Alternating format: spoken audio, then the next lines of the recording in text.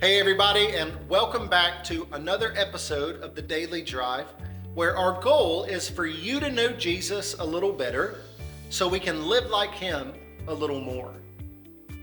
This week, we've been talking about how our relationship with Jesus should affect the relationships we have with other people. All week long in Mark chapter 2, we've seen Jesus spending time with those who had been completely rejected in their society. In fact, in Mark chapter 2, verse 15, we're told that many tax collectors and sinners followed Jesus. And then in verse 17, Jesus talks about why he spends so much time with these types of people.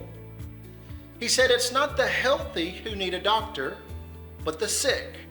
And I have come not to call the righteous, but sinners."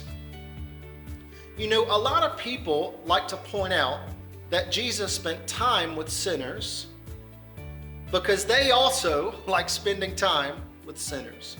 And that's fine as long as your motive is the same as Jesus. Let's be clear.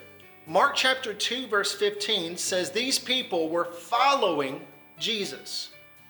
Jesus was not being influenced by them. Instead, he was the one who was influencing them. In verse 17, Jesus points out that these people are sick. And he's not spending time with them because they're sick. He's spending time with them so healing can begin to take place in their lives. Those are Jesus' motives.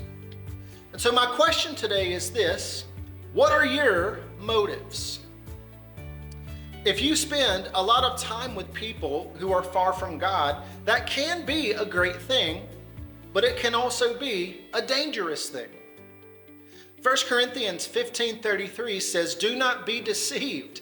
Bad company corrupts good character." And so as we wrap it up today, I want to ask you to spend time with Jesus, having an honest conversation with him about your friends. I want to give you 3 questions to use to process what's going on in your heart as you spend time with God. Here they are. Number 1, are the people you're spending time with influencing you, or are you influencing them?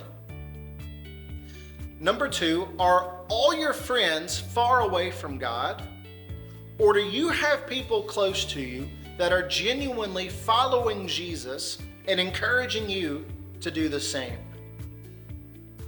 Number 3, what are your motives for spending time with people who are far from God? And be honest with yourself. Do you do it because you genuinely care about them and want to see them change to become more like Jesus? Or are you trying to be more like them? I hope today has helped you know Jesus a little better so you can live like him a little more.